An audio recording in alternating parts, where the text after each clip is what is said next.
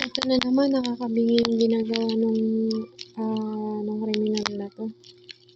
Sino kayang pwedeng trumabaho sa kanila? Kasi mukhang ang goal nito is patayin talaga ako. Kasi 'pag sobrang mataas yung sounds na inilalagay ng kriminal na 'to dito, siguro possible sumabog yung tenga ko, yung utak ko sa ginagawa niya. Alam mo yung brain aneurysm na ikinamamatay ng mga artista. Tingin ko ganun yung ginagawa nila diyan. Hindi pa siya napaparusahan hanggang ngayon. Attorney. Hindi pa sila napaparusahan hanggang ngayon. Pagala-gala pa rin sila.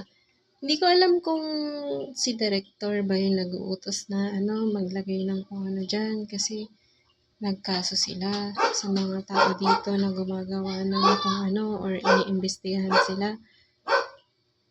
Kaso wala naman dito. Walang walang tao. Ako lang yung nakakaramdam ng kung ano dito, yung nakakamatay na pakaramdam. Ano pa yun last 2023 pa yan, naggawa ng kalokohan. Hindi ako naiimbitahan sa hearing o kaya sa may summon sila. Wala ako nare-receive kung merong ganun. Yung yung ginagawa niya, silent killing, ganyan, pre-planned killing. Kasi hindi na stable yung emotional nila. Entitled na sila gumawa ng pagpatay, yung mga napapabilitang, yung pinatay ng kamag-anak nila. Parang ganun yung nangyayari.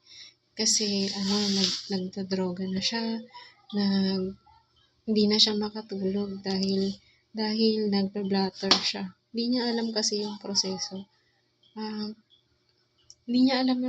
Reklamo siya ng reklamo sa barangay, o kaya nag-blatter na siya, o kaya nagkaroon na siya ng kaaway dyan, tapos sinisisi niya na yung kamag-anak niya dahil nakakatunog siya.